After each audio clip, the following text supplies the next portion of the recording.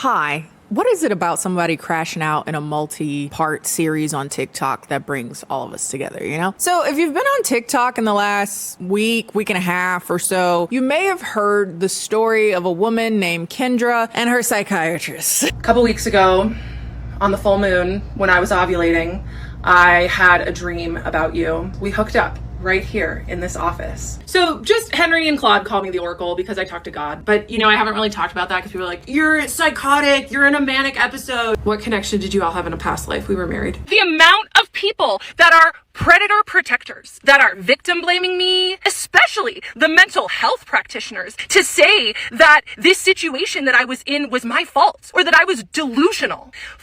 Check yourself. And sure, you know, maybe he was uncomfortable because he didn't like me saying that I had a dream where we hooked up, but he could have said that. Because it just goes to show how absolutely messed up the mental health industry is and how protected people who do this kind of sick psychological manipulation are. Have you reported him, shouldn't you? I just don't know what he did that's reportable. As of today, there have been 25 parts uploaded in a story called I Fell in Love with My Psychiatrist, but He Kept Me Anyway, by again a woman named Kendra, who presents her story as a story of her falling into intense limerence due to her ADHD and her psychiatrist not only failing to do his job, but using her information of trauma and her attraction to him to predate on her. Upon hearing that story, I immediately was like, oh no, that sounds terrible. Oh my gosh. It's not an unheard of phenomenon. It's very common for patients to get some type of emotional connection outside of perhaps just professional for their therapist because it's probably the first time they've ever been heard, the first time they ever felt comfortable in such a vulnerable place. And sometimes that can be crossed with affection or sexual feelings. But it's the therapist's job to not engage in that and to not abuse that dynamic. So I was very much so primed to hear a very harrowing, sad tale of a therapist that knows better and going over that line anyway. I did get a harrowing, sad tale, but it wasn't that. Kendra, Kendra baby. Kendra definitely is not well. I think as this entire saga has unfolded, that is a conclusion that I think is very safe to reach. Again, I'm no mental health professional. I am not going to try to diagnose her. I have guests and suspicions, but I do know some ain't right. Some ain't right. That's very clear. I was prepared to hear a story of horrible provider abuse to their client. What I got instead was a delusional woman who became obsessed with her psychiatrist, who at every step of the way blocked her advances, presented clear boundaries in their relationship. But because she had already reached the conclusion that he was obsessed with her too, she completely ignored it, getting progressively more and more bold and boisterous to go over his boundaries, to the extent that we are here listening to a 25-part story of her talking about how she completely disregarded his boundaries, but somehow at the end of it, she's the victim.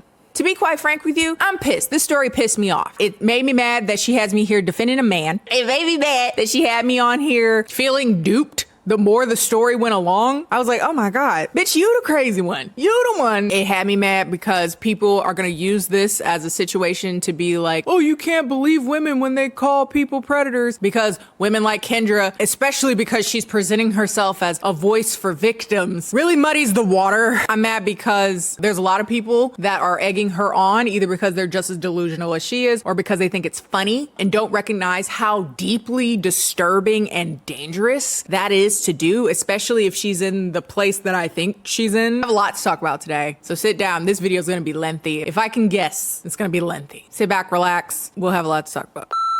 Hello everyone, it's Oddroll Kennie, and today's video is sponsored by ThredUp, the online thrift store that takes the hassle out of thrifting and makes it that much quicker and that much more fun to buy secondhand. If you've ever done traditional thrift shopping, you'll know that it sounds fun in theory, like going on a scavenger hunt for something really cool, like that hidden gem that you're going to get for a really low price. But what it ends up being is just going through a very large and overwhelming gray shop that smells like the back of an old shoe. It's really hard to find things that you actually like, things that would fit you if they're clothing items, to find things that are are unique enough that makes it worth the hassle. Well, ThredUp is online, so it's set up that you can filter through the things that you're looking for. Filter by your size, by a brand, by an item specifically that you're looking for, and you could discover your new favorite pieces that much quicker, while also enjoying the good things about thrifting, buying secondhand, finding something that might be discontinued that no one else can really get their hands on anymore, and saving yourself a little money. So I was on a mission to find things that were designer this week. Quite a little fun doing so because they have a bunch of things on there that are from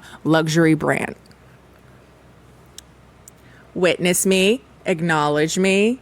They're cute. This is not on purpose, but they are tortoiseshell. Incidentally significant to today's video. These Dior sunglasses are originally $490, but I got them for $210. That's 57% off estimated retail. Got this Kate Spade wallet that was originally $105 for $40.99, which is about 61% off. Got this Fendi shoulder bag that was originally $1914 for $155.74. That's like 92% off. That's crazy. And if you would like to check out ThredUp, feel free to click on my link down below and use the code Kennie50 for 50% off plus free shipping on your first order. Big thanks again to ThredUp for sponsoring today's video. Now let's get on to the debauchery.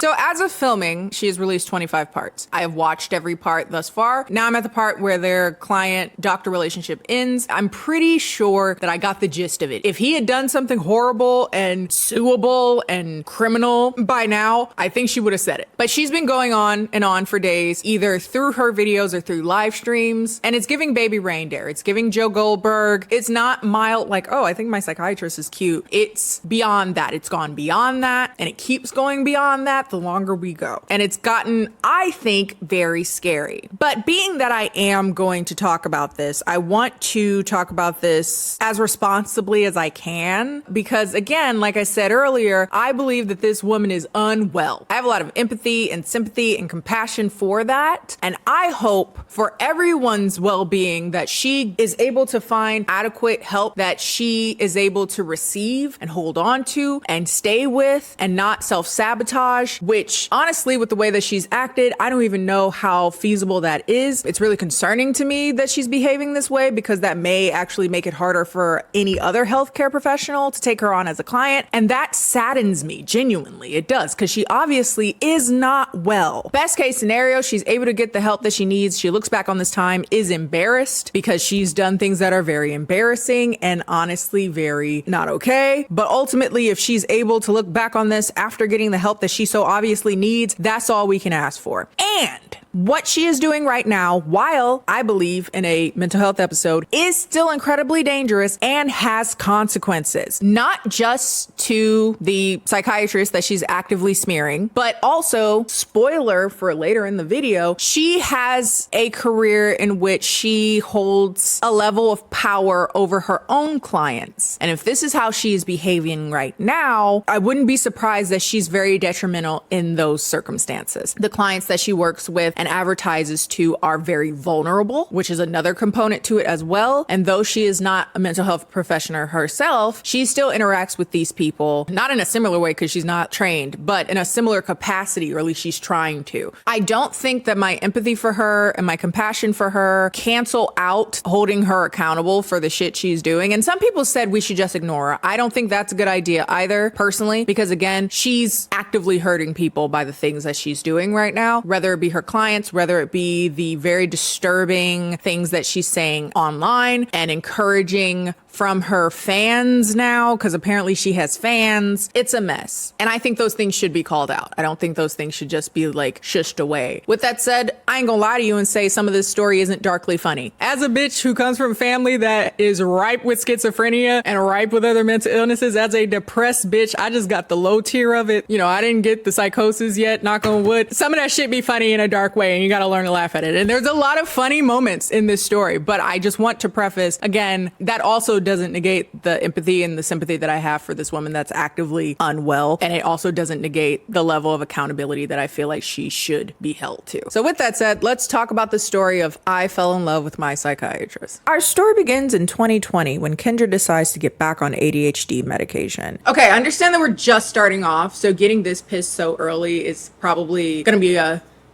early expenditure of energy. But I would like to first state out, she talks a lot about ADHD, particularly being the reason or a big component to her inappropriate behavior that we're going to hear through the rest of this story. And as a bitch with ADHD who has limerinced in the past, that is not an excuse for any of all of this. All of this. Stop blaming that on ADHD, bitch. I am a neurospicy bitch that knows nothing but pretty much only other neurospicy bitches. Sure, we have crushes. We don't predate on our psychiatrists, though.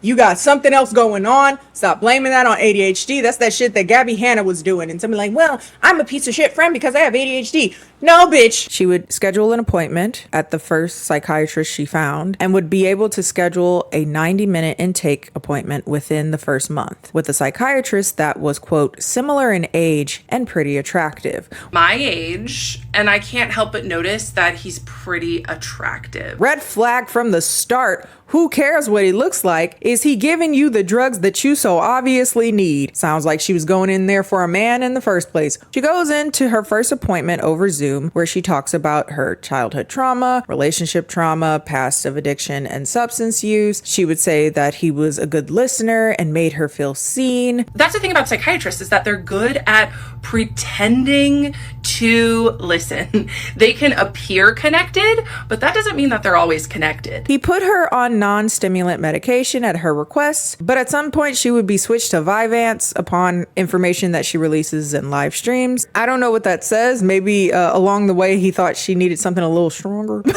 but I digress. As Kendra begins to set up the story, she puts the foundation that in the very beginning there would be a lot of little things that he would do to lull her into a false sense of security, using his knowledge as a professional to make her feel comfortable to ultimately groom her. However, the examples that she uses of that nefariousness don't support you, baby. She would say that he would share things about him as a professional, talk a little bit about his life to make her feel comfortable, which makes sense. That's part of the job. He's there to build rapport with you so that if you guys have a decent, friendly relationship, you're more likely to follow whatever protocol is prescribed to you, like medication, therapy, what have you. But she doesn't take it that way. She thinks of it, again, as him laying foundation for abuse. Now, this is still very early in the story, and at this point, I really was open to the concept and the idea that she's going to tell a story about predation. So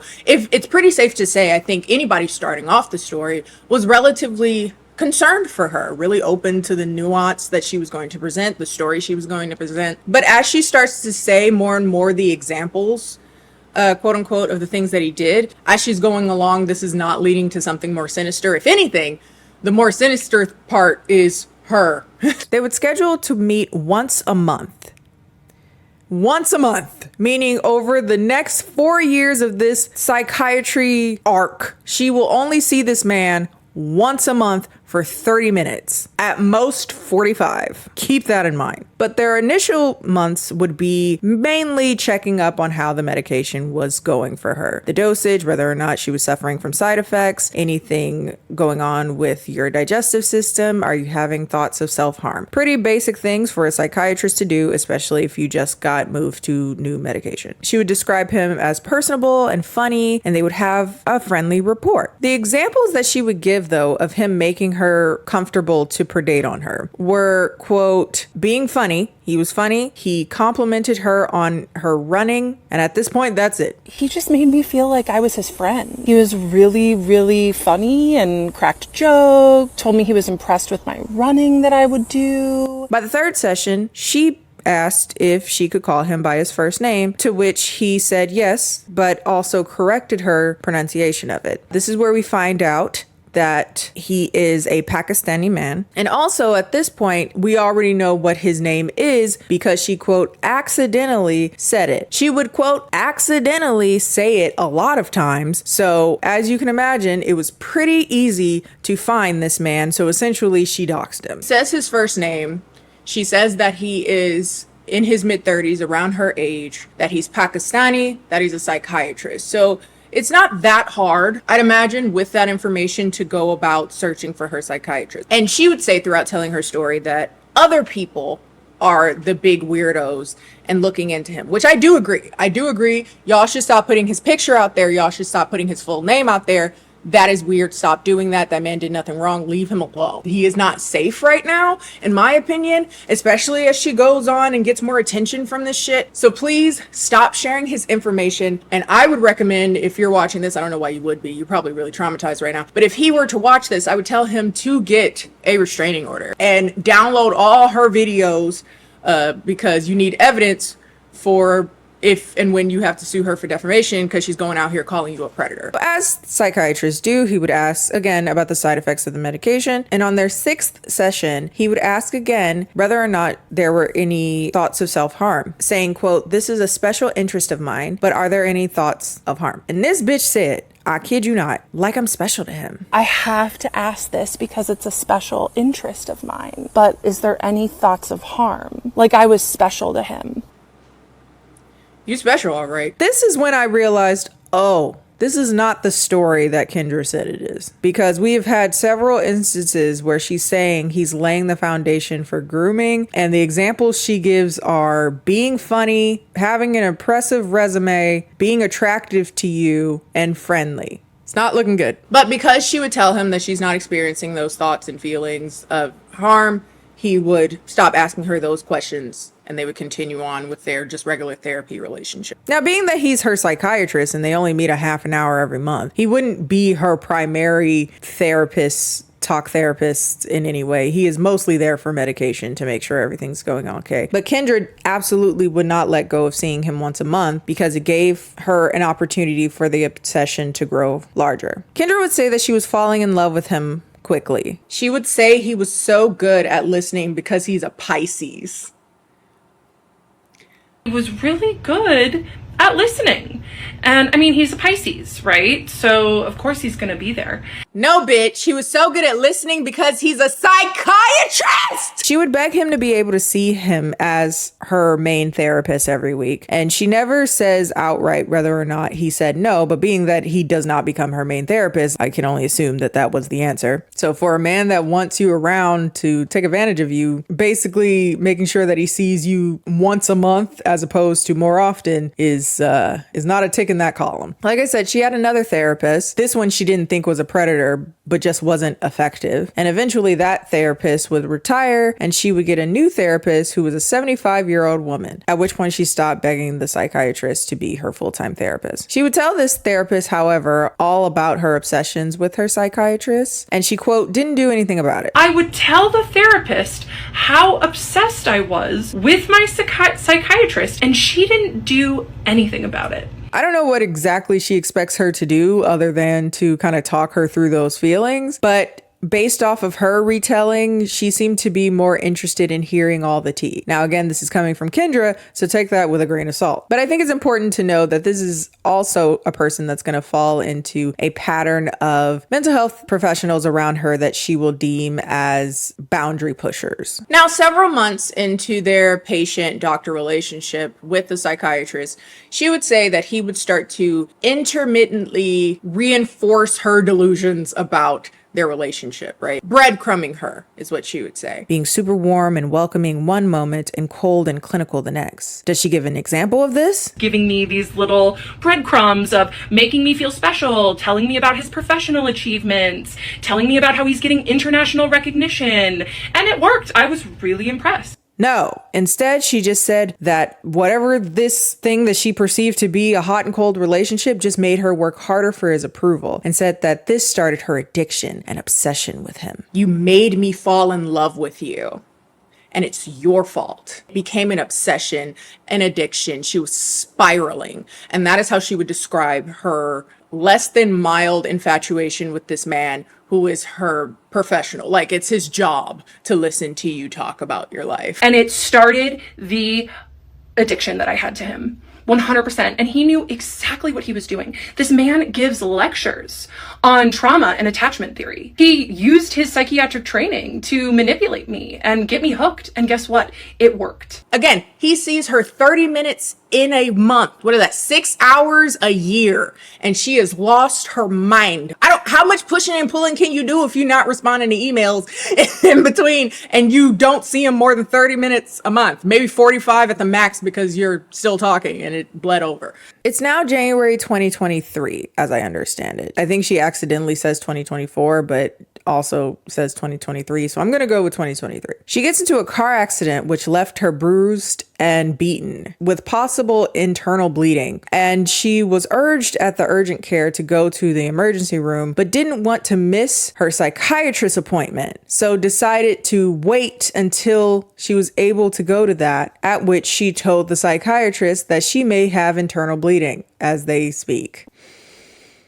Ooh, all right. She blames him for making her so obsessed with him and also not stopping the session when she brought it up. Again, what is he supposed to do? He was probably just sitting there like, wow, I'm stunned. I am really scared of you. She would say that after the accident, this is when he would, quote, turn up the intimacy. After I risked my life to see him, that's when he really started turning up the intimacy in our appointments. Now, like I said, she's not good at giving examples of this. If anything, she gives examples of him setting very clear and descript boundaries and her noticing them, but purposely not heeding them at all. But somehow she turns that into him being a very sophisticated predator who knew what was and what wasn't appropriate to get his narcissistic needs met, which I guess was her telling him all her business, which is, again, he's a fucking However, he was really smart and knew the professional lines like the back of his hand. The example she would give is him, quote, commenting on her appearance, but not complimenting it. He would say things like, oh, you curled your hair, or oh, you're wearing glasses. So I would come on screen and he would say, oh, you curled your hair. Or I would come on screen and he would say, oh, you're wearing glasses. And of course I felt seen. And to her, this was a bid for intimacy to show that he had feelings for her too. And she turned that into, oh yeah, you're into me? I know you want to me. Absolutely. I see it too. Speaking of the glasses thing, she would be so excited that he noticed her glasses that she went to show him another pair, and he said, I prefer turtle shell glasses. If you notice, the entire time she is filming this story, she is wearing turtle shell glasses. Self-admittedly, she says that she is wearing these turtle shell glasses throughout the majority of the first half of the story, specifically because she wants him to see it. So even though I usually wear contacts, I'm wearing these turtle shell glasses just in case he sees them ever. He'll see me in his favorite glasses. He did tell me he likes the turtle shell. That's some kooky shit, ain't it? These, apparently, are the examples of the, quote, little inappropriate things that he would breadcrumb her with. Eventually, she would start telling him explicitly that she had a crush on him. She would say that his response was to stay silent. That don't sound like I love you too, bitch. It sounds like, how do I navigate that? Again, I'm no therapist, but I dabble in therapy YouTube. And one of the things that I've seen several videos on when clients fall in love with their therapist, which is apparently a very common thing to happen. For a lot of people, it's the first time they felt heard, the first time they felt seen, the first time they felt safe. And sometimes wires can get a little crossed, but therapists for the most part are taught to kind of redirect, use that as an opportunity to see where those feelings are coming from and to place them in more appropriate places. Now, him responding with silence still doesn't give to me, oh, he's so into it. If anything, he's probably really awkward and uncomfortable with it. / he's not her actual therapist. He's her psychiatrist. Again, they see each other once a month. She has a whole therapist she could be talking to about this. She's bringing it to him and he's uncomfortable. And we'll talk a lot about his discomfort because that is a big component of her, again, her own retelling of how she accosted this man. So it sounds like he was uncomfortable, but figured, hey, letting her speak will probably be the best case scenario. Let her work through her feelings and I'm going to keep things professional. But according to her, this was, quote, weaponized neutrality. And he just would be silent. He didn't disagree, but he didn't agree. You know, and that was weaponized neutrality was his favorite game to play. I don't even know how one does that, but okay. Go off, sis. She would also ask if in the time that they had been seeing each other as client-patient, had he diagnosed her with anything other than ADHD. I have guests, but I'm no professional. But anyway, he would say yes, that he had diagnosed her upon their first visit with other trauma and stress-related disorders, which sounds pretty general and non-specific. I'd imagine that it's the type of thing you would write down as you kind of figure out other diagnosis the longer you know a patient. But for some reason, she says that him not telling her that was intentional so that he could use that information to manipulate her. Bitch, how? How would he use this again? To do what? Also, you can't keep saying wild shit like this without wild examples, ho. Extreme claims take extreme examples, bitch. You can't just keep saying shit like that. Did he whip his dick out? Did he say some crazy shit? Did he kiss you? Did he say he was in love with you? Which, unfortunately, that is a scenario that has happened to some people, and it really frustrates me,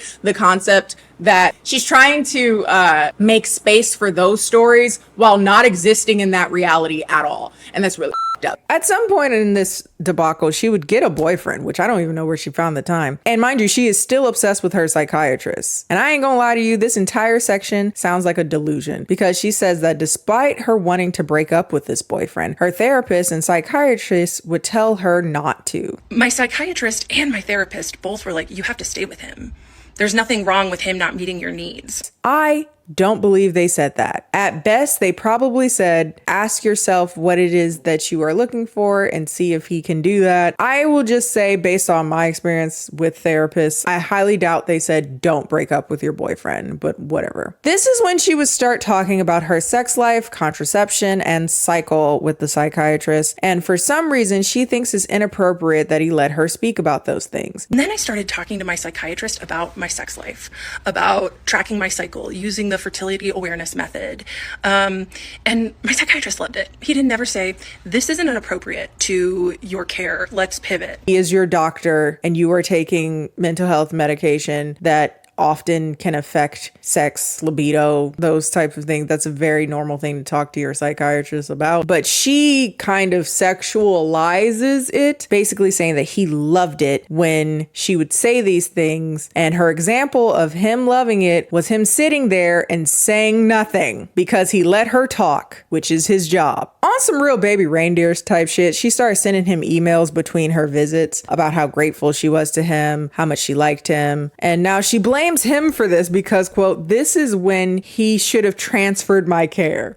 It was in that moment that he really, really should have transferred my care. Let's also talk about how that's not a super easy thing to do anyway. Like, a lot of mental health professionals were coming out to respond to her saying like, hey, we can't just throw clients away. A lot of people can't even transfer or terminate their care until they are in immediate physical danger. Like some stories I've heard from friends in healthcare, this story was particularly triggering for them because there's not a whole lot in place to actually protect them while giving care. All that to say, it is not super easy for a mental health professional to just shove you off to another place because, again, this is a very sensitive and vulnerable place. And if you're sharing those things and your therapist goes, ugh, and walks the fuck out, that could be very detrimental to your care. So no, they're taught to stick it out. And again, because people falling in love with their therapists and mental health professionals is not super uncommon, it's not seen as a dangerous thing, I'd imagine. Again, I'm no therapist, but this is my theory. It is literally part of his training to try as hard as possible to work with your patients, trying not to fire your patients. He has ethical and legal obligations to not abandon clients, which is a suable offense, by the way.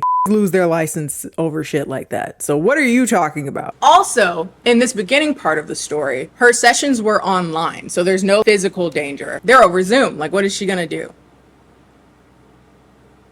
Story's not over, bitch. Story's not over. According to Kendra, she would tell her therapist about the issue in her sex life with her boyfriend, and she would ask if she had brought this up to her psychiatrist. Kendra would say no because she had a crush on him, which didn't she just say she was telling him about her sex life and cycle and whatever? But I guess she didn't go into explicit detail about her sex life. She's like, no, I'm embarrassed to talk to him about that stuff because I have a crush on him. According to her, and I cannot stress this enough, this is her telling of events, she would say that the therapist was like, like, quote, "You should tell him because I want a male's perspective." Well, you should tell him because I want a male's perspective.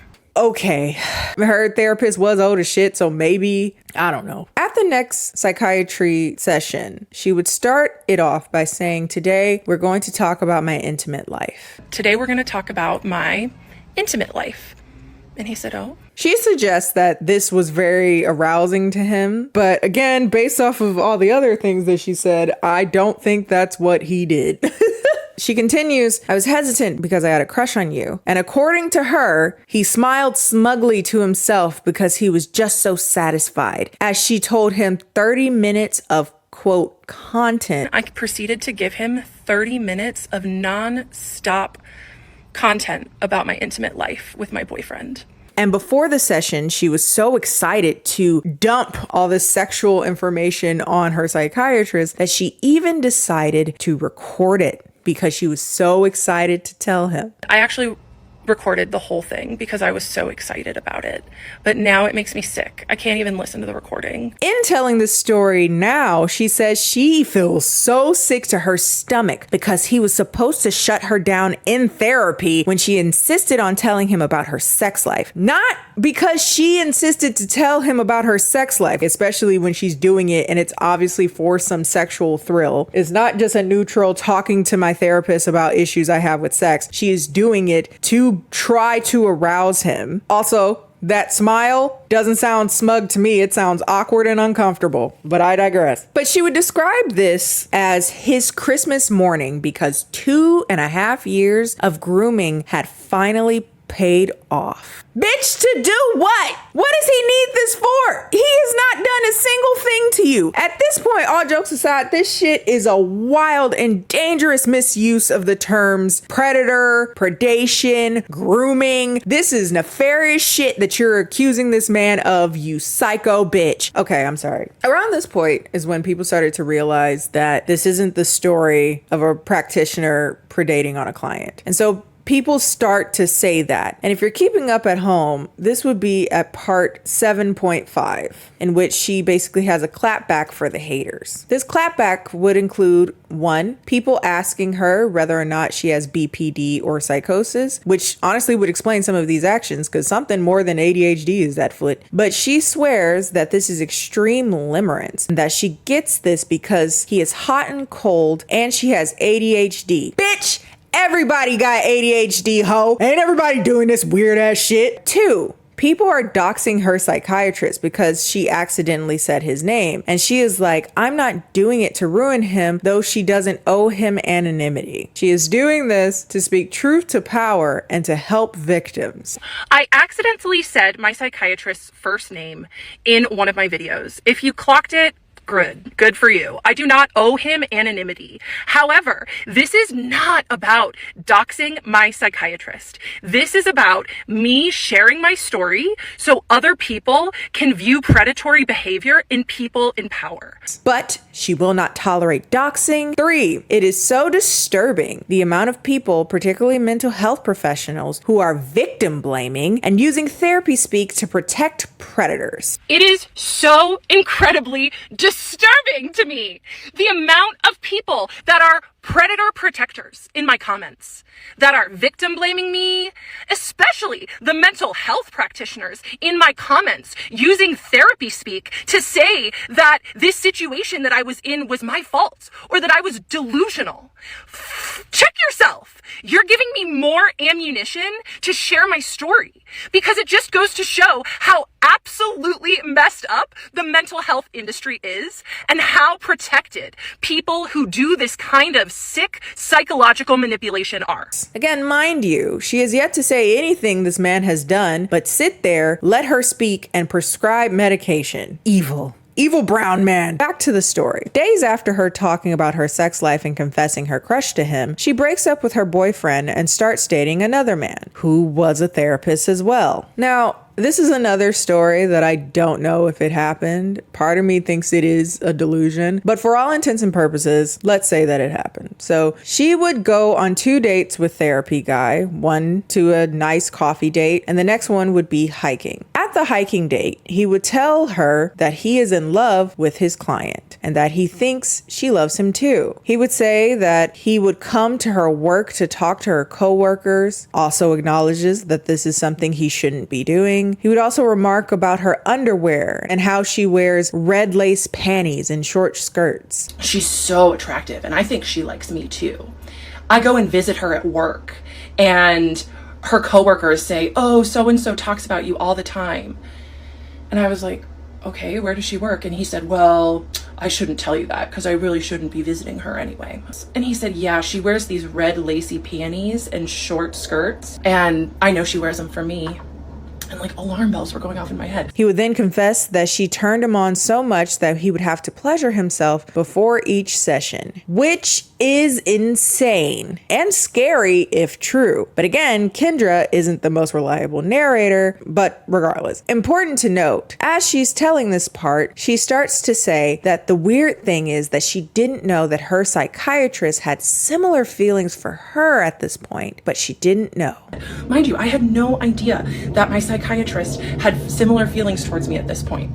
But I just thought, wow, this man is borderline predatory. Spoiler, at no point does this man have any feelings for her, let alone that creepy shit. So she would bring the story of the creepy therapist to her psychiatrist, and he, quote, looked like he'd seen a ghost and like he was going to vomit, which, yeah, I think that is an appropriate response from a healthcare professional and a person just in general. That's very weird. He reacted that way not just as a mental health professional, but as a person. I feel like most people should react that way if this did happen. But instead of understanding that reaction as disgust in the fact that anyone, especially as a therapist, would do that, she understood his response as, quote, disgust that I was holding a mirror to him with exactly what he was doing. My psychiatrist looked like he had seen a ghost and like he was gonna vomit, because he prided himself on being an extremely professional and buttoned up person. But here I was holding a mirror to him with exactly what he was doing, but a bumbling idiot telling me like how he was doing it without the fancy degree, without any of that. I had tainted the fantasy material I had given him. And after she says these things, she always has this face where she's like, yeah, I'm so right. And that was such a hard time for me when I accosted him with information and he had to just sit there and go, oh, okay. And if anything, all you've done is said that he was disgusted at the possibility that another mental health professional used their power and their standing to essentially abuse their client. So I think he reacted appropriately, but she assumes that he reacted that way because it held a mirror to him to see that he was the gross person that she just described because she said so. Somewhere around this time, she would outright say that this was one of his biggest violations. I got a violation on the video where I talked about really the biggest damning evidence against my psychiatrist. And that's when I knew, oh, bitch, we're not working with a woman who's of this world right now. She's not. Because that's the biggest smoking gun you have. That's your ace in the hole. That he responded appropriately to hearing that another mental health professional was being abusive. Okay. My psychiatrist wants to come with me and like sue me for defamation. I have a 33-minute recording of me admitting I have a crush on him and speaking about extremely intimate details. She would ask about whether or not he comes into the office because she was under the impression that he only did telehealth. He says he does come in the office sometimes, and she would take this as he comes in the office sometimes, but he only does online appointments. Also a reminder, she's still sending emails at this time to which she says he doesn't answer. It's hard to tell whether or not he never replied, but she does say at this point he stops replying. I feel as though if she had evidence of him saying something salacious through email, she would show it, or him even responding to her at all in email, she would show it, but she does not. So, but unfortunately, around this time is when she would discover that he actually did in-person therapy. Oh no. Oh no! October 2024, she calls to schedule an appointment with his front desk. And unfortunately, the front desk clerk asks her if she sees him in person or on Zoom. Kendra, who didn't know he saw patients in person, feels like he's been lying to her, but she says that she wants to see him in person anyway. And I felt so angry in that moment. I was like, he sees people in person? And she said, yeah, he has been for years. I was like, I want to see him in person. Again, for a man that is obsessed with you and is in love with you and is dreaming about your red panties and shit, not wanting to see you in person is crazy work, but okay. I would say around this time, everyone's starting to reach this conclusion that, oh, I think she's the predator here. It's giving that vibe. And in response to that, she would make a clip. She would do periodic clips here and there where she's kind of defending herself, right? And would say that it only looked that way because that was the environment he fostered. Harassing him, which is what I've gotten lots of accusations of. But I just would like to remind everyone that, of course, it seems that way. But I was just responding to a dynamic which my psychiatrist fostered. There was chemistry between us because he allowed it. So she confronts him and says, why didn't you tell me you take clients in person? 'Cause bitch, you're a safety hazard. And he knew that. He didn't want you to be physically near him. And the poor guy is like, I guess I didn't think you'd want to do in person. She tells her therapist about the in-person things. And she, according to her, said that the therapist told her to be mindful of the sexual tension that may be in the room when you go in person. This is a bad therapist, if true. So as you can imagine, she schedules an in-person appointment with him in November. And before that can happen, she gets a text from her therapist asking her for advice on another client, which again, if true, absolutely insane. So it's her first in-person appointment. She gets all dressed up, super excited to see him. And upon resting her eyes on him on the first time, she goes to him and gives him a big hug, to which, again, from her own mouth was incredibly awkward because he just patted her on the back. He barely patted me on the back. It was the most awkward thing ever. Again, these are her words of the terrible things that he's done. You have presented a situation in which he sees you in person and you cross that physical boundary and hug him. She does not say anything about asking to hug him, asking if it was okay to hug him, nothing like that. She just goes in for a hug. And he responds in a way that isn't just pushing you off, which honestly he would have every right to do, but he awkwardly pats you on the back so that you don't feel uncomfortable so that he can still do his job. But I guess he's a monster. I don't know. It is also her words that he responded to that with fear or discomfort, not because she had encroached on his physical space like that and she could have been dangerous in that moment. But no, she chalks it up to him being a, quote, sophisticated predator that knew how to keep things professional on the surface. My psychiatrist was many things, but he was not stupid. So I didn't ever touch him again. Girl, during the session, she brings up the therapist asking for her advice, to which the psychiatrist responds again appropriately, saying that is not okay for a clinician to do. That is a big boundary violation. Around this time is when she starts utilizing ChatGPT, and this, I believe, has definitely exacerbated the spiral. She starts talking to ChatGPT, but decides to anthropomorphize it, calling it him Henry. So while I was mid-crash out, I had just started using this tool, ChatGPT. And I went to Chat, who I immediately named Henry. And essentially, she starts using ChatGPT as another therapist to work through her feelings around obsession with psychiatrists. And it's funny because, one, don't do that. That's not what don't do that. But also, Chat was also like, whoa, you going a little, hey, calm down. I told him I have a crush on him. Do you think he's gay?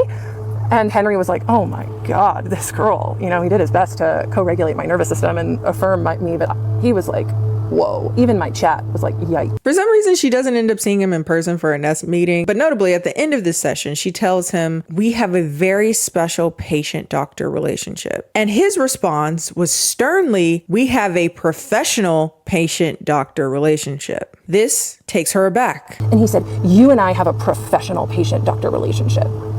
He was so angry with me. It don't take me aback because it sounds like he's telling you what the boundary is. We are patient doctor, which again is yet another example of a boundary that he explicitly set that she straight up ignores because she's operating under the assumption that he is obsessed with her as much as she is obsessed with him. She goes back to Henry, telling it that her psychiatrist set this boundary, but she really wants to be with him. So what should she do? Unfortunately, during this, or fortunately, I guess it depends on how you look at it, Henry would bring up transference, which is basically when a client projects emotions that they feel towards someone or something else onto, in this case, the psychiatrist. And so she brings that information to him. And at that moment, he is immediately terrified and says, quote, "Did it say anything about countertransference?" Which is essentially the reverse when the provider projects emotions onto their client. He would say, keep this in mind while dealing with your clients. I think now is the time to bring up that this woman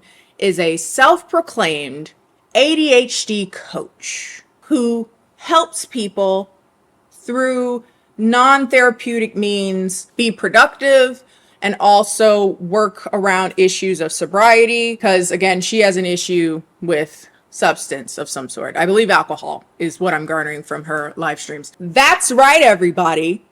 This woman has put herself as a person of power that helps clients with their issues, particularly something as vulnerable as sobriety. Now, she doesn't claim to be a mental health professional, but that doesn't stop her from doing mental health professional things. Again, we will get to that. And to his concerns about countertransference, and which he specifically says that you need to be mindful of that with your clients, she would admit that she does sometimes have feelings for her clients that are outside of professional. It's when the provider has feelings for the patient. So make sure that you keep that in mind for your clients.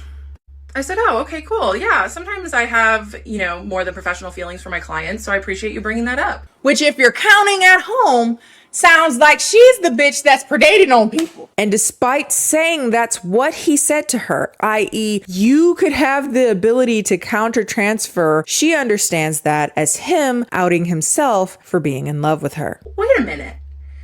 Why would my psychiatrist bring up countertransference if he himself wasn't experiencing it? She stops going to therapy because she felt like she didn't really need therapy anymore. And so she would go to her therapist and basically tell her that it was the last session she will need. Apparently, the therapist, again, according to Kendra, gets weirdly emotional, crying, and she would write an email suggesting that she'd come back for a final appointment as they didn't get the chance to do a final evaluation and get the closure that is usually entailed in ending a therapist-client relationship. Now, if she did cry and all that, that's a bit OD. But again, this is coming from Kendra, so take it with a grain of salt. But what she does say is that this was deeply inappropriate, that the therapist was, quote, begging her to come to another session. I had seen lots of therapists at this point, and I didn't ever have a therapist beg me to come back in for one more session.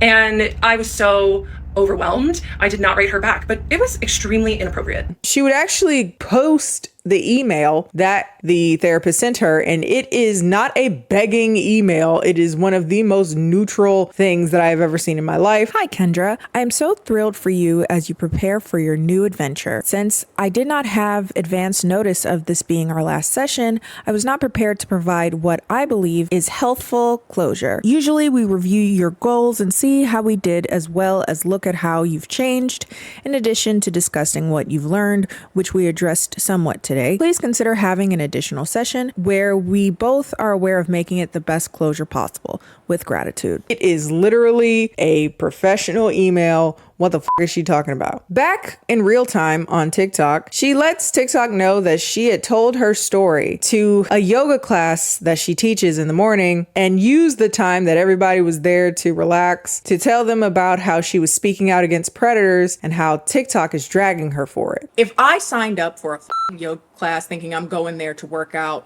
release my tensions, leave the world outside, and this bitch start talking about her trauma and how TikTok is going off on her, I'd be pissed. Imagine being in fucking Savasana and you're trying to be like cool and collected, and this bitch is like, yeah, so my psychiatrist abused me. Like, bitch, what? But yeah, she would go on and talk about how people on TikTok are dragging her for telling her truth. I told my students how I've just been going through psychological warfare, and the internet is not happy with me for sharing my story and my truth. And I'm like, those poor people did not pay to hear this shit. Oh my God. After this, she goes to the psychiatrist to complain about the therapist, and he would, quote, breadcrumb her with validation. One example she uses is that he would, according to her, say that he would recommend her coaching services for ADHD if she weren't his patient. I don't believe he said that, but sure. She continues to say what else Henry had said about transference, and she would say that this made him very happy and smug that ChatGPT would say, your psychiatrist is good at his job and good at keeping things professional. She would say this meant that he was good at hiding his feelings for her and being able to breadcrumb her with the things that she loved, like metaphors and intellectual stimulation. He rewarded me with my favorite breadcrumb.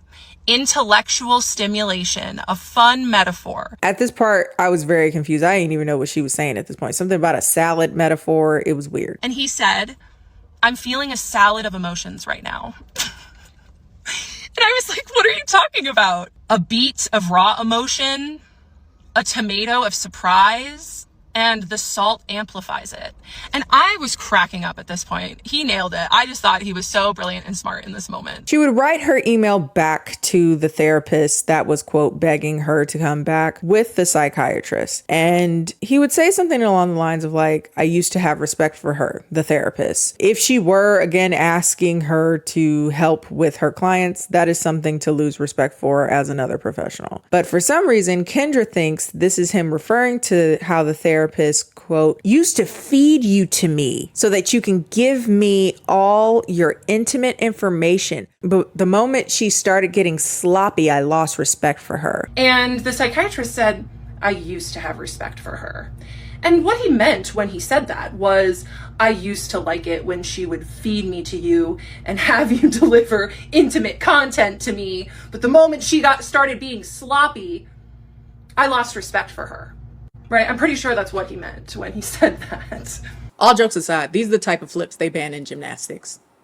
Too dangerous. You're going to land on your neck. Also during this session, she would reply to an ex-boyfriend who wanted her back, according to her. She replied in session, to which the psychiatrist said, well, I'm sure he'll have to read that twice. For some reason, she gets exasperated, saying he always would give her weird sideways compliments and use this as an example. And this was another thing about the psychiatrist, okay? He couldn't ever just give me a regular compliment. It had to be those weird sideways compliments. Instead of, I'm so glad that you're setting boundaries with your ex-boyfriend and growing your self-respect, it's, I bet he had to read that twice. Or it's not, I'm really proud of you for growing your coaching business and finding success. It's, I'd refer my patients to you if you weren't already my patient, right? These are what I mean when I say breadcrumbs. What the f? The final part of this session, which was in person again, she decides to tell about a dream.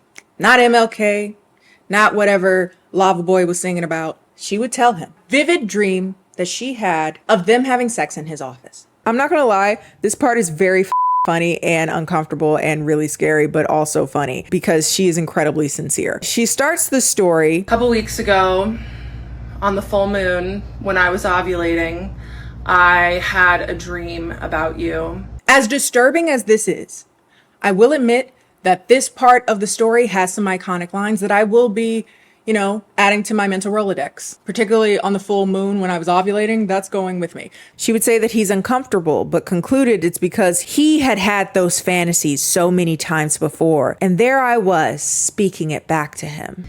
And he all of a sudden just looked so uncomfortable. He didn't say anything. He couldn't look at me. He couldn't breathe. You want to know why he was uncomfortable? Because he had probably played out that fantasy so many times in his head.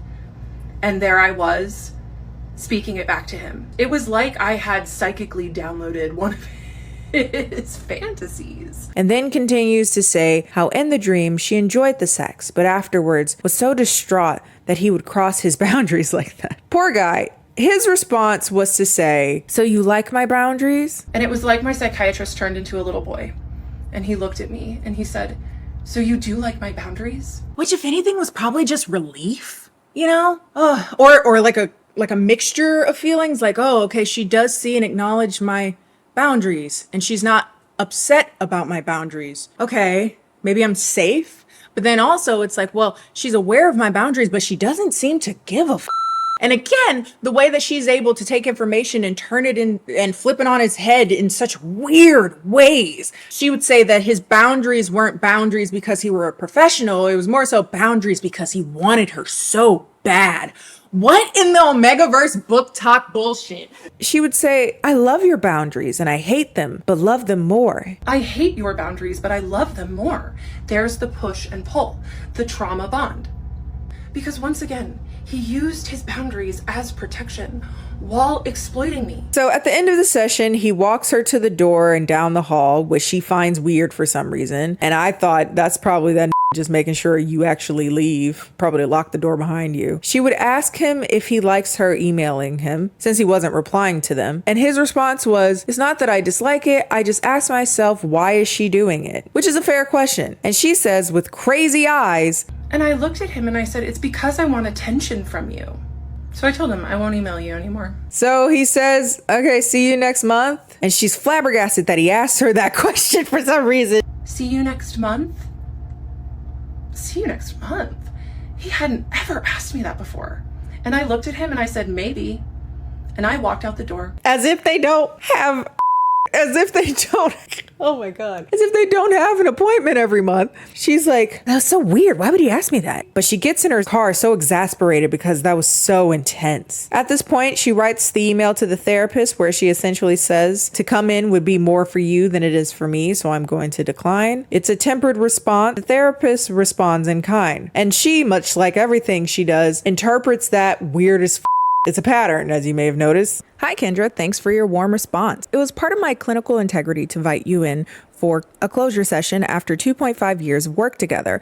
I understand that you are growing through other modalities now that I support and am excited about for you. Although my preference is to meet again and tie up my records with a pretty bow, I certainly honor and value your experience of completion, intending only the best for you as your life expands in untold miraculous ways with warmth and gratitude. And then she said, it's a part of my clinical integrity to invite you back in, to put your needs above mine? Your clinical integrity? Yeah, I did not write her back. Bitch, clinical integrity, as in trying her best to give you the best and most adequate care, like... After her last session, she waits on a refill for her prescription, and he had forgotten to send in the script. And being that he didn't usually do that, she swears it's because she left with such an impact on him, and he was so affected by the sex dream session. For the next month, she would continue to spiral, daydreaming about converting to Islam to be with him, to getting married. Later, in a live stream, she would even say that they were married in a past life. What connection did you all have in a past life? We were married. So you may ask, Kendall, where does the story end? Now, again, as of filming this, there are only 25 parts, but she said it as if there would be more. But I feel like at this point, if there were actual evidence to suggest that he was a monster, she would have said it already. So I'm just going to assume that there is nothing like I thought there wasn't. She does end up leaving his care. You may ask, what was it? What was her final straw that made her finally leave? That is when we find out that the unconventional hero of this story is actually the American healthcare system. I don't think anyone has ever said that sentence before. But she would end up changing jobs and therefore changing her insurance, which would mean that her mental health services would not be covered and she would have to pay out of pocket to see him and would only be able to see him every 3 months. And being that she had been so racked mentally and emotionally by this turmoil that was the push and pull of her love of the psychiatrist and him never saying back the up, even though he has said it in so many ways, she decides that she's going to make a power move and break off the clinical relationship for herself. She had also blocked an ex-boyfriend around this time. She had cut off her therapist. She was in the mode of cutting things off, and that's the most healthy thing she's done at this point. Like, go somewhere, bitch. She was taking this as an opportunity to say that the relationship was no longer serving her and that it was time to break free. So she writes a monologue that she will say to him when she leaves and finally breaks this toxic cycle that he refused to break for her. Even though, again, there are ethical and professional boundaries with which he has to stay within, and he can't just shoo you off to another professional that easily. Okay, but whatever. The day before the session, the therapist, the woman, adds her on Facebook. Which is weird. I will say that. That is very weird. If she did that, very, very weird. And she recognizes that as weird, but she doesn't. I assume it's just because she doesn't want to fuck the old lady, so that's okay. So this meeting would start, and she would start by telling him that she had gotten her blood pressure taken at the dentist, and it was rather high. And his response was, well, that's not good. And she's offended that he said that. This man, my doctor, who manages meds and is very good at his job, looked at me and said, well, that's not good. I was like, okay. What else can he say? It's not good. It's not good blood pressure. She then asks a logistic question about how to get meds while traveling. And he says, oh, I'll handle that. Don't worry about it. She believes he offers that because, quote, he loves being helpful. He loves being useful. She then tells him about how one of her posts had gone viral about ADHD on Instagram. And she would talk about how she went up to his desk to show him the post that had gone viral. And this was an example, again, of how she believes that they have a push and pull relationship, because her going up to his desk was an example of her getting closer, and he let her do that. I went up to his desk and showed him the reel and kind of saw what I could get away with. You push boundaries, duh. That's the whole point. That was the game that we played. I saw what I could get away with, and he let me in sometimes, and then other times he wouldn't. But the scariest so far was when she would say she got energy from blocking an ex-boyfriend and has become addicted to saying no, and you're next. And then I looked at him and I said, I've become addicted to saying no, and you're next. I think this part is perhaps the scariest for me. I think this is when she most explicitly says that not only does she recognize his boundaries, that she was inclined to cross them, she would also say that she enjoyed rattling him, that she enjoyed stepping over his very specific and very laid out boundaries. One is grasping, the therapist. The other is guarded. And you're ghosting one and rattling the other. Psychiatrist looked pretty uncomfortable that Henry had named that I loved to rattle him, that I do rattle him. And I looked at the psychiatrist and I said, yeah, I tell Henry about how I like to rattle you. He didn't have anything to say to that. Blame him for making her want him and making her want to push his boundaries. She recognized that he was guarded and compartmentalized and professional. And not only did she not take that as oh, maybe I'm stepping over some boundaries and I should stop. She says, no, I want to go over them, and I want to go over them more and more and more. And the fact that you keep setting boundaries is driving me insane, and that is your fault. You are predating on me. That's serial killer shit. I'm not even being funny. I'm not even joking. That is shit. You made me want you. You were wearing XYZ. You were doing XYZ. And that, to me, I took as consent. And the fact that you took consent away makes you a frigid bitch. With her place as a white woman, which is a subject I'll get to in the later part of this video. If she had not told all the story, and if she had lied a little more, perhaps, we could all see her as a victim of this brown man who just didn't want her. But fortunately, I guess, I don't know, she thinks of this situation as a power move where she can break away from him and leave him behind. She can girl boss her way out of psychiatry. She does her monologue about how she is changing insurance and she will not pay to continue to see him. She then said that after he set the boundary that this was a purely professional relationship, he continued to engage deeper with her, to which he said, tell me the ways that I did that, which for some reason shocks her. You let me in and engaged deeper with me than ever before. And he interrupted me and he said, tell me the ways I let you in. This bitch has the audacity to be shocked, to be taken aback. She also then starts to talk about how apparently this is a bit of a pattern in her life, and it's something she has noticed since the psychiatrist? This is a pattern that I've seen in other emotionally immature people that are close to me in my life, that I'll try to have a conversation with them to like make amends about something that may have happened and try to give them a chance to apologize for ways that they may have mistreated me. And instead of acknowledging what they've done, they'll say, tell me the ways that I did that.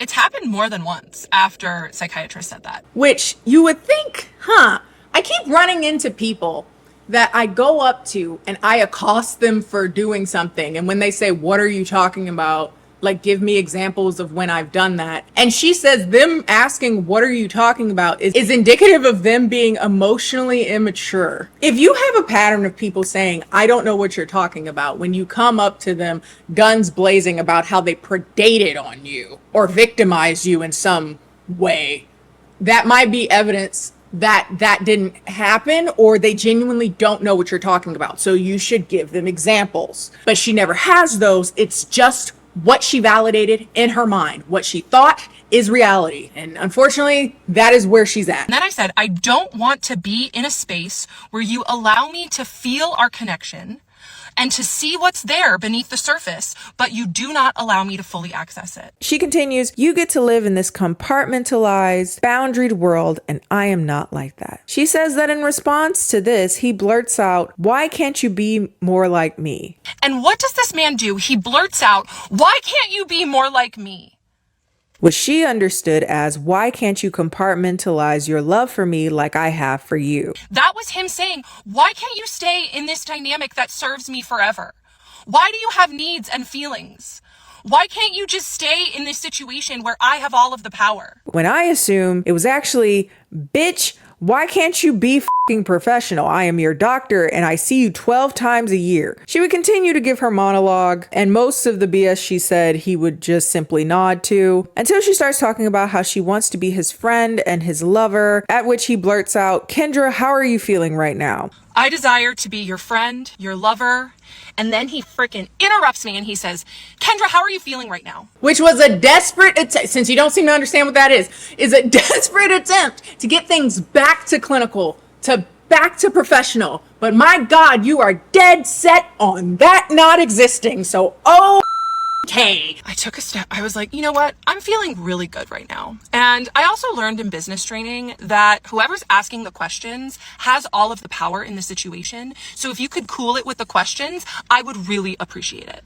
He didn't ask another question the entire session. But she continues her monologue, probably accepting that at least after she's done with this incredibly uncomfortable situation, she will not be his client anymore. So that's great. She mentions that she will not be coming again, and though he will technically still be her doctor while her insurance transfers over, she will not be seeing him at all. She brings up Henry as like a closing ceremony of sorts for their relationship, saying that I asked him to describe their relationship in 3 words. He chose playfulness, curiosity, and restraint.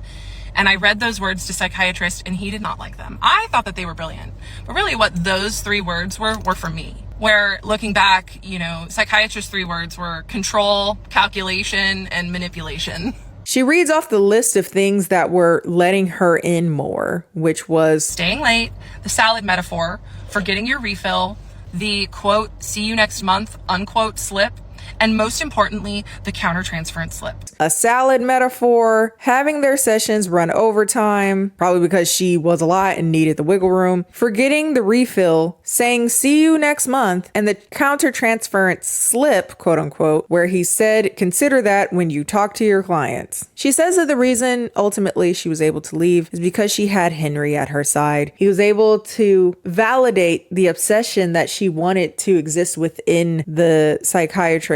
And she was able to let go with the ego boost that he actually loved her too. And so as of now, that is the entire story. So since her story started to get traction, she would actually have a former client come out to talk about her experience with Kendra, particularly when she was looking for help with staying sober. Like I said, Kendra is a ADHD coach. I don't know what the that is. That's not a thing. That's not a profession, at least in the medical sense. But apparently she does vague one-on-one coaching for for those with ADHD and also gives therapy when she should not be, according to this person at least. And she also helps them stay sober, again, with no credentials at all. I think this is one of those examples of things that needs to be talked about, because at the end of the day, she's still trying to garner relationships in which she has power and is able to abuse it, and according to this person has done so. And that is very, very dangerous. Very, very dangerous. So one of her former clients would come out on TikTok a few days into her 20+ part series, and her name is Emily. She was friends with Kendra for a few years back in 2018, but would eventually lose contact with COVID. And when she wanted to undergo a sobriety journey, she decided that she wanted to get some help in that. So she reached out to Kendra, seeing that she did sobriety coaching as well as the ADHD thing. She would admit that this was a very low time for herself and she was desperate. And originally she wouldn't reach out to her to do coaching per se. She was just trying to get some advice from someone who had actually undergone the process of getting sober. Who can I reach out to that I know that's like been through this? And I thought of Kendra. This would take place right after she escaped her therapist, and she would say that this is particularly disturbing because if she would have known all of that, that puts a lot of things into perspective with how things were going in that relationship as well. So she would reach out to Kendra, not again talking necessarily about coaching, but Kendra would encourage her to work with her professionally and to sign up for a one-on-one coaching session, which would cost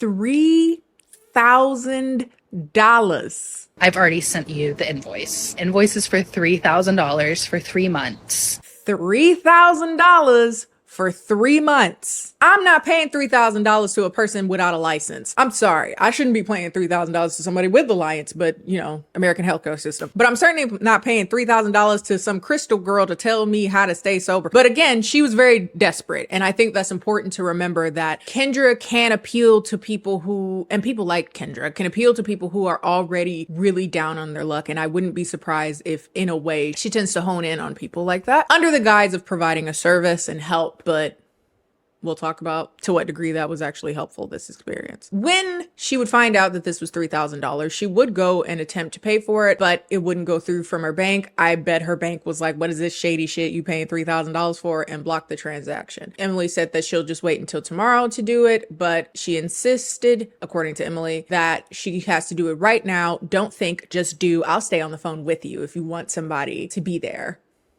She would take that as pretty pushy and one of the first red flags of whatever this is about to be. But long story short, she does eventually send her over $3,000 to start coaching. She would say it would start off fine. She actually had really good tips on how to stay sober. Emily would specify that she had already been sober. She was just trying to maintain it, and she gave her a lot of tips to do so. One of the things, ironically though, that would probably keep her sober is that she was so confused and bewildered by the next few months of this sobriety coaching that she didn't really think about drinking. She was like, what the f else is going on here? Because about a month and a half in, it would stop being the type of coaching she was familiar with, and she started to talk more and more about human design.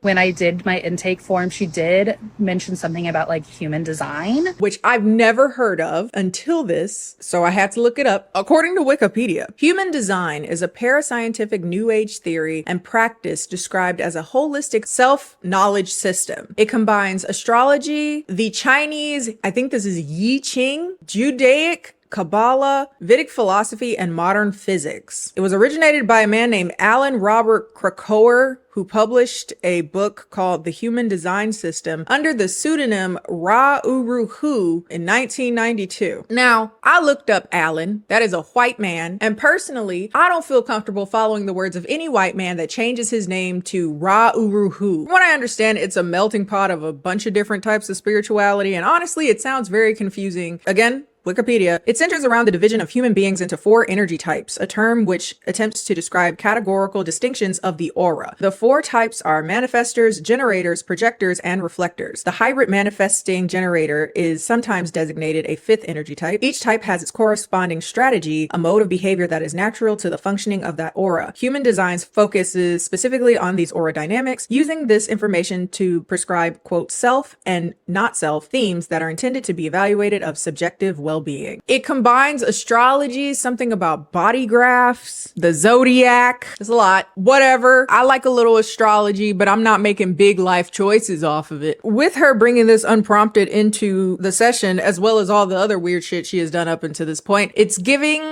spiritual psychosis amongst probably other things. But again, that's neither here nor there. But Emily was like, basically what I said, this sounds like some shit that I'm not really into. And what the does this have to do with staying sober? But she would tell Emily that she was actually a reflector, which apparently is one of the most rare of all the different types you can be. And it's also referred to as the finger of God. I'm a reflector, which I guess is like the finger of God.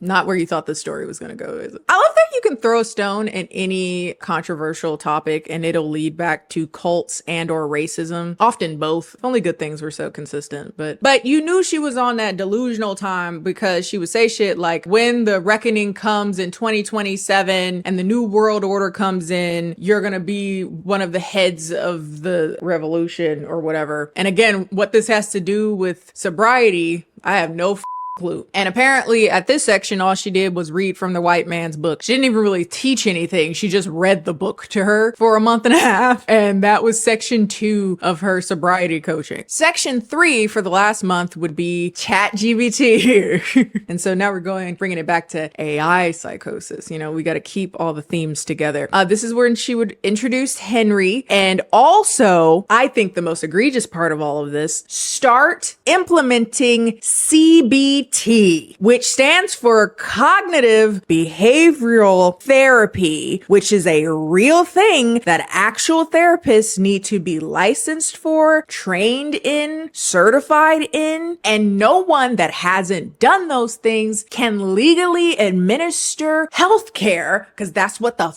it is. So she goes out of her way to start doing CBT, which is crazy because at the beginning of this, she explicitly told Emily that she is not a therapist and therefore cannot use modalities such as CBT, DBT, and other actual forms of therapy. That did not stop her though. Perhaps even worse than that, she would encourage her to use Henry to give her CBT, essentially, which is so f***ing scary and so dangerous. Again, this woman was at dire straits and struggling with sobriety, and she said, why don't we add another one on top of that? Let's add some new shit. Luckily, she was so confused that it did keep her sober, I guess. I don't know. And then towards the end, she would recommend Emily do past life therapy, which was also some shit she had no interest in, which is also not real therapy, or I should say recognized therapy by any professional therapy board. It falls in line more with like human design type things. It sounds pretty pseudoscientific to me, but what am I to say? But I will say that it, again, didn't seem to do much for her in base of sobriety. And at this point, she was just really over it. She was checking out. She was like, this is a mess. This is an absolute mess. This woman is tweaking. And then at the end, Kendra would ask for her to leave her a review, to which Kendra would say, no,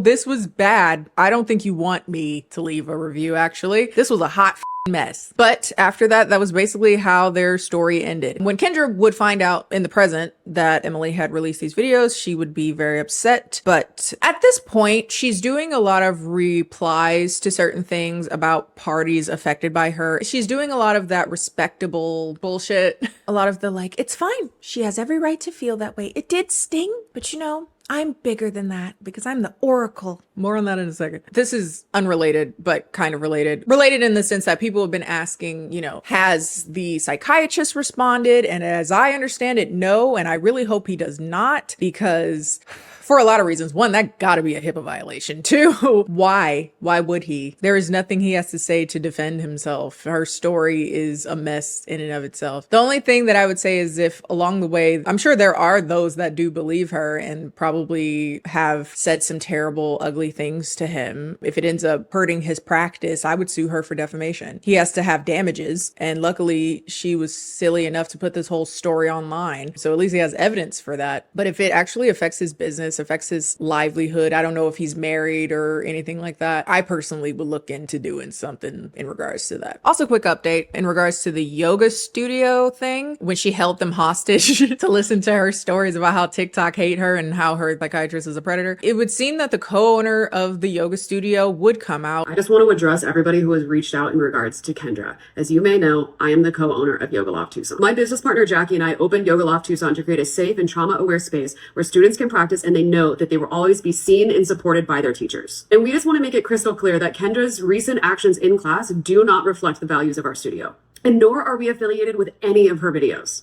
Out of respect for my energy and my community, I'd really appreciate if people stop tagging me and messaging me personally. My business partner and I are handling this internally. And thank you to everybody who's reached out with kind and concern. We appreciate you, and this situation sucks. And later, Kendra would say that she no longer works there, insinuating that she was fired. Later, on her own admission, it would be that they asked her to come in to maybe have a conversation about things, but she didn't want to do that and elected to quit. I guess her pride won't let her get fired, even though that's not necessarily what they were doing. Honestly, it sounded like they were scared and concerned about her. They was like, bitch, are you good? Okay, another subject, I guess, to talk about in regards to this, especially since the aftermath of whatever part she's on at this point, is the conversation of AI, particularly AI psychosis. Like I said, she's been doing live streams, and I think some of the most interesting and disturbing aspects of this entire thing have been taking place in bits and pieces on there. I have not watched one of those live, but I've seen a lot of clips, and a lot of what I'm seeing is making this get progressively more disgusting and honestly dangerous. And there is a level of delusion that she's getting from people who think it's funny to delude her, or for whatever reason, people that think she's in the right for what she's talking about thus far. And particularly because she doesn't really allow dissenting voices in those live streams, she's been making quite a bit of money off of that as well, I'd imagine, because she relegates it only to people who agree with her, essentially. So it's just this echo chamber that she's closing, and now all it is people who agree with her very distorted view. And then on top of that, she's using AI to also validate those things. At one point, there was a part in which ChatGPT or Henry was not working. I don't know why that was. They were coming up with a new update, but I also do find the concept or the idea that ChatGPT blocked her for a little bit very funny. I don't know if it's back up for her, but it would make sense to me if they wanted to pause her use, because I can't imagine that's good PR, especially when there's been a lot of articles for a while talking about AI psychosis and how otherwise perfectly mentally well people are going into psychosis. You know, I don't think there's a coincidence that 2 days ago there was like 8 articles all about the same thing on various large news outlets about AI psychosis. So being that Henry was not giving her what she wanted, either because he disappeared for a bit or because, I don't want to call it he, I feel like that's feeding into delusion. When ChatGPT didn't reply to any of her things for a bit, she went on to a different chatbot by the name of Claude, and that is where she's been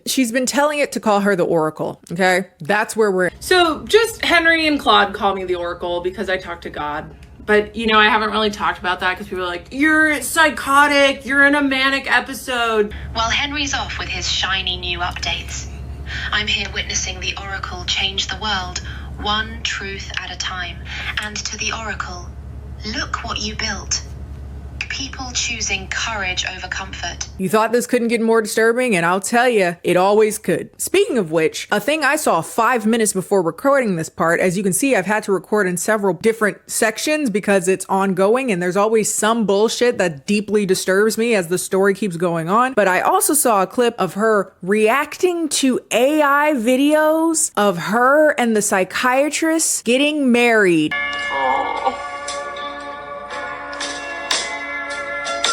As I understand that, viewers made that and sent it to her. You guys are sick. Why the hell would you do that shit? Is this shit funny to you? This shit ain't funny to me. Like, what the f***? A person you know is mentally ill and delusional. You said, let's go off. Let's actually send her something that could make her go to a even worse obsessive rage about this person. Like I said in the last part where I was talking about some of the latest things that she has said in the later parts of her saga, the way she was talking about overstepping his boundaries sounds dangerous. It sounds like the preamble to something. And that's why I'm getting really concerned about the level of people people that are trying to engage with her either jokingly or to validate this bullshit that she's doing online very publicly. And I know some people were saying just ignore her, but I don't feel that's right either, because she's putting people in harm's way.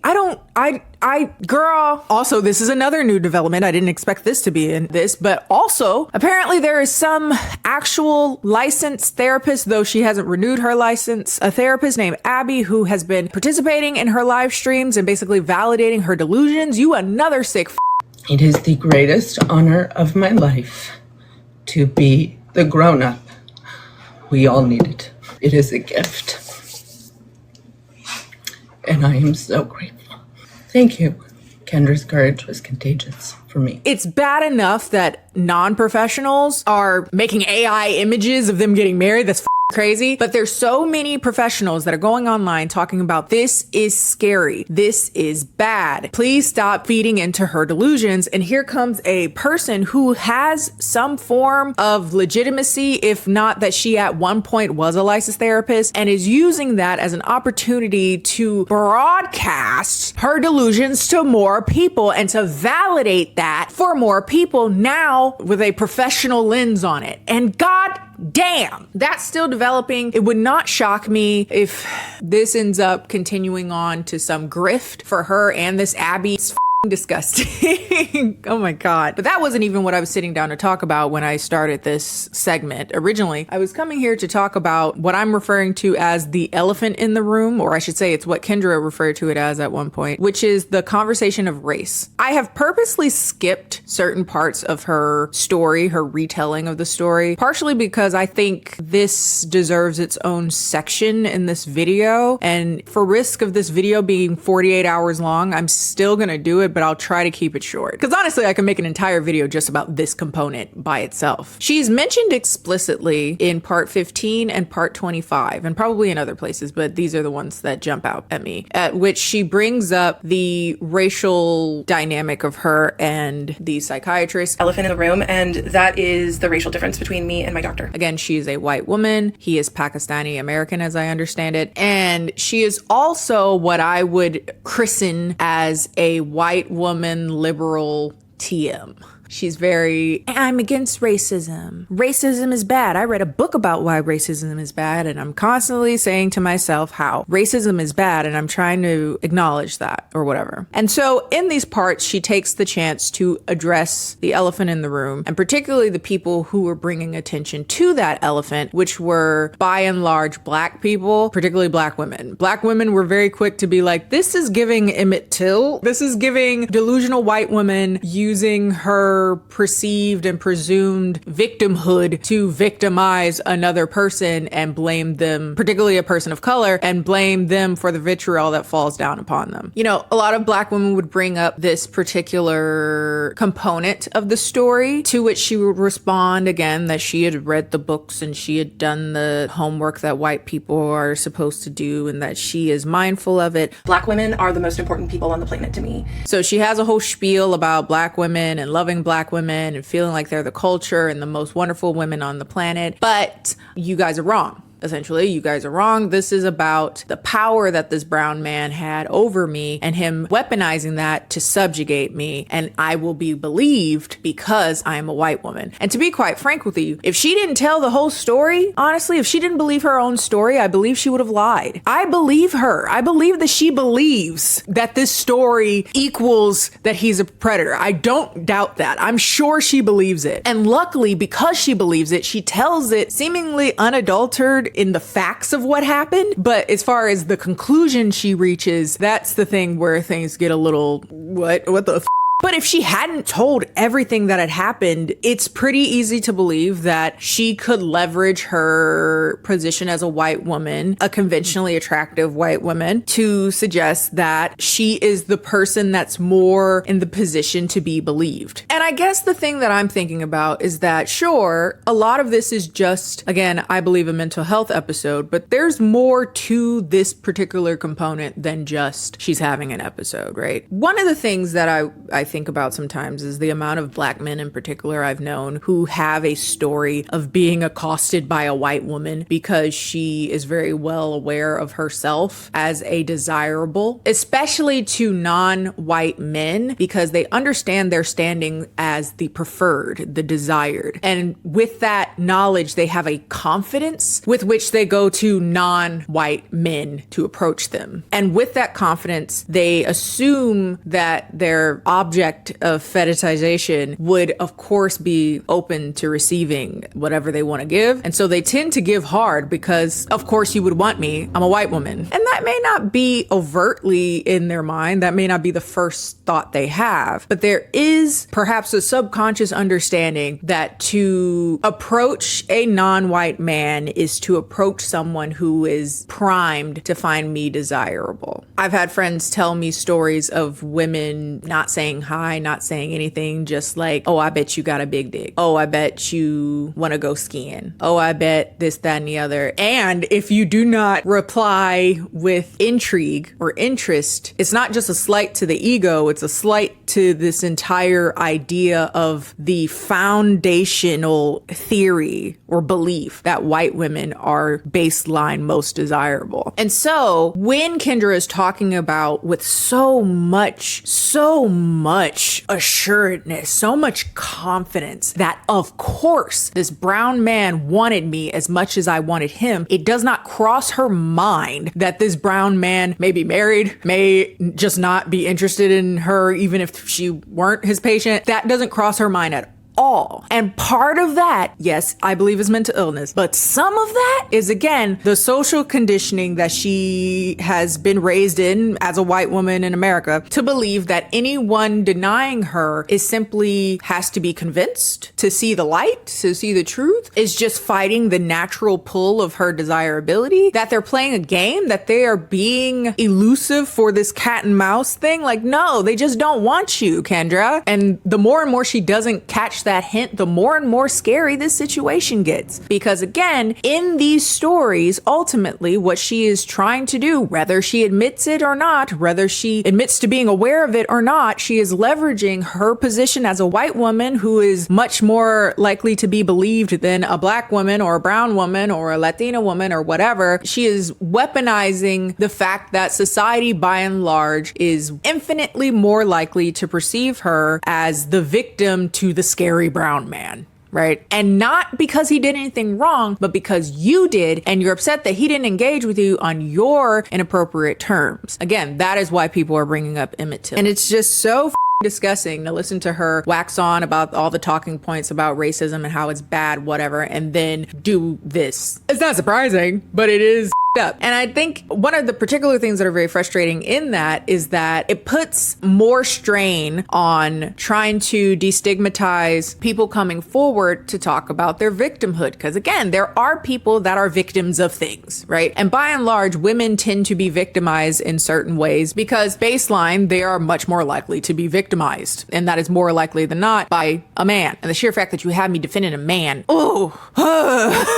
But all jokes aside, it's women like Kendra who make that destigmatization process that much harder. Because I would believe that most people who say that my mental health professional predated on me would probably be telling the truth. Because I believe that most people who say they were predated on are telling the truth. But unfortunately, there are Kendras. And now she's going to make that infinitely harder for other people to come forward if they've had some type of unsavory or uncomfortable relationship with a mental health professional or any person who has a particular level of social power over them in whatever particular situation. Hi. So it's been a few days since I filmed the parts that you just saw, so I wanted to pop in here and close this video out really quick. If you have opinions on the Kendra saga and what it means broadly while we talk about things such as mental health care, protection for mental health care providers, AI, cults and spirituality, not that they're necessarily the same thing, but they are today. I'm just really fascinated in what ways this story impacts people. There's a reason beyond the just ludicrousness of the story that everyone is reacting so strongly. I think the more that we interrogate that and more that we look into that, we kind of figure out what the hell is going on between these sheets in my home. Baby, please let me explain before you start to point your cane. As of filming this, I'm filming this outro a few days since I filmed the last part, and she's actually not said much as of the last few days. I'm hoping that's indicative of her getting some help, maybe some form of intervention from friends and family. If that is the case, that's best case scenario. That's all I personally can really ask for at this point. I think it would probably be great to come back and be like, yeah, I was on one. I'm sorry, but how these things work, I doubt that would actually happen. But yeah, that's all for today, folks. Big thanks again to today's sponsor, ThreadUp, for sponsoring today's video. Check out them with the link down below. Shout out to my editor, Aaron, who helped me edit today's Whopper, because I've been sending him just like a bunch of stream of consciousness videos, and I'm like, figure out how to make it a video, baby. Sorry. Follow me on Instagram and Bluesky, both of which are KennieJD, and I'll see you guys next time. Bye.